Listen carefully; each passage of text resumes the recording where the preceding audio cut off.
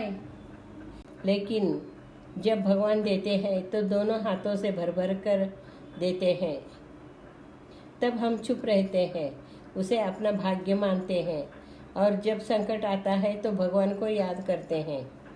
धावा बोले जब संकट क्षण, सारे करते शिव का ध्यान। संकट बेला टलते ही कभी भूल कर भी करते नहीं रामनाथ तुम्हारा कोई ध्यान। चलिए हम सभी मिलकर गांव के बाहर बड़ा सा तालाब और पोखर खोदेंगे। लोगों को दासी मैया की बातें अच्छी और सच्ची भी लगी, लेकिन उनका अंधविश्वासी मन चुप रहना भी स्वीकार नहीं कर रहा था।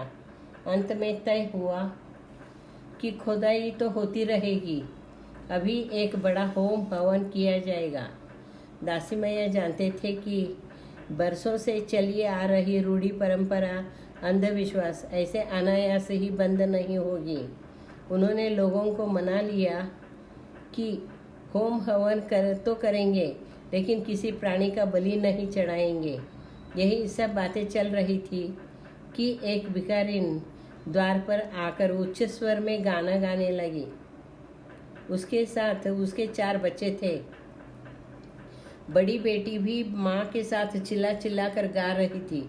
2 छोटे बच्चे माँ का पल्लू पकड़े जोर जोर से रो रहे थे और एक छोटा बच्चा जिसे उसने छाती से लगा रखा था, उसके मुंह में स्तन देकर वह उसे चुप करा रही थी। बिना दूध के सूखा स्तन चूसकर बच्चा थक जाता तो रोना शुरू कर देता था। वह अगतिक माँ फिर से उसे चुप कराने की कोशिश करती थी। पेड़ के नीचे बैठे लोगों ने उसे भगाना चाहा। औरत और जोर जोर से गाते हुए इशारे से खाने के लिए याचना करती थी।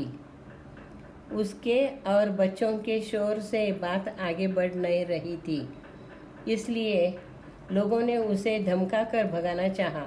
लेकिन 12 साल के दासी मैया से यह सब देखा नहीं गया।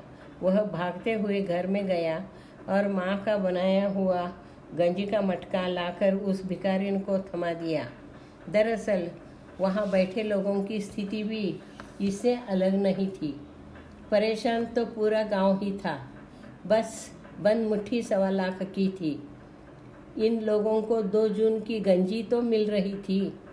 दासी मैया भिखारिन तथा उसके बच्चों को भूख से तड़पते हुए देखकर अत्यंत दुखी हो गया। उसने भगवान के सामने जाकर कहा, हे भगवान, क्यों आंखें बंद करके बैठे हो?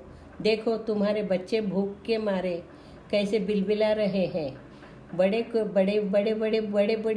बूढ़े कहते हैं उसने चोंच दी है तो चारा भी वही देगा। अब क्या हो गया तुम्हें?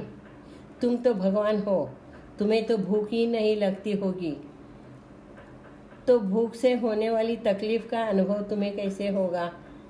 जब भी तुमने अवतार लिया, राजा महाराजाओं के महल में जन्म लिया, हमारे जैसे गरीबों के घर में आओगे तो तुम्हें भूख प्यास का मतलब मालूम होगा।